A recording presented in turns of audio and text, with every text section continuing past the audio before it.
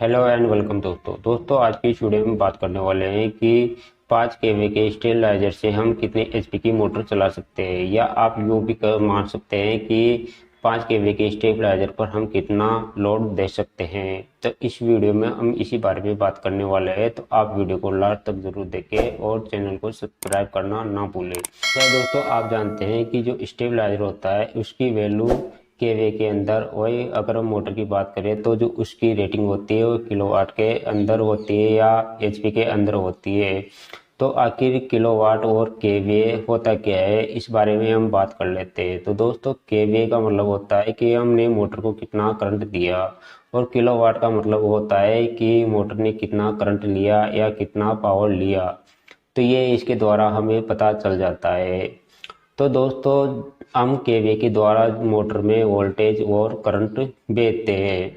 तो दोस्तों जो मोटर है पूरा करंट लेती नहीं है, तो ऐसे में क्या होता है दोस्तों, ये केवे हो जाता है, यानी कि केवे में कन्वर्ट हो जाती है। क्योंकि मोटर पूरा करंट नहीं लेगी, क्योंकि मोटर का अपना लॉस होता है जिसको हम पावर फैक्टर बोलते हैं। तो पावर फैक्टर आपको आगे काम आएगा दोस्तों। पावर फैक्टर 0.9 से 0.8 होता है। तो कहने का मतलब दोस्तों अगर हम आसान भाषा में समझना चाहते हैं तो दोस्तों केवे का मतलब होता है कि हमने मोटर में कितना करंट दिया, और किलोवाट के द्वारा हमें पता चलता है कि मोटर ने कितना पावर लिया। ये इसके बीच में डिफरेंट होता है।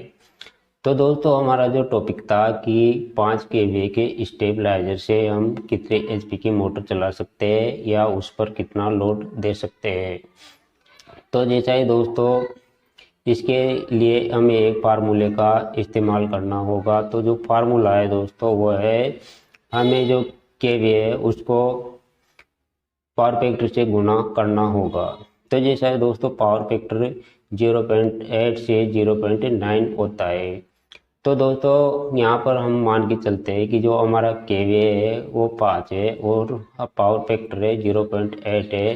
तो ऐसे में हमारी जो किलोवाट की वैल्यू निकल कर आती है वो है 4 किलोवाट। कहने का मतलब दोस्तों 5 केवीए के स्टेबलाइजर पर हम 4 किलोवाट का लोड डाल सकते हैं। वहीं अगर दोस्तों हमारा पावर फैक्टर 0.9 है तो फिर ये 4.5 हो जाता है। करने का मतलब दोस्तों 4.5 किलोवाट का लोड हम इस पर डाल सकते हैं। तो दोस्तों अगर हम 4 किलोवाट का लोड स्टेबलाइजर पर डालते हैं, और स्टेबलाइजर को अगर हम घर के लिए यूज कर रहे हैं या, तो वहाँ पर जो 4 किलोवाट का लोड है तो हम 5 केवी के स्टेबलाइजर पर डाल सकते हैं। क्योंकि दोस्तों घर के अंदर टीवी फ्रिज एसी वगैरह होते हैं। लेकिन दोस्तों अगर हम मोटर की बात करें, खास तौर से सबमर्सिबल की, तो सबमर्सिबल मोटर क्या होता है दोस्तों कि ज़्यादा करंट लेती है। तो वहाँ पर हमें जो किलोवाट है 4 किलोवाट का लोड हम नहीं दे सकते।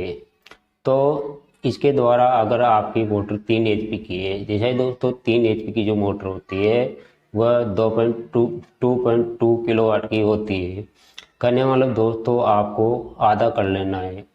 जैसे दोस्तों इससे आप 3 एचपी तक की मोटर आराम से चला सकते हैं, उसमें कोई दिक्कत नहीं होगी।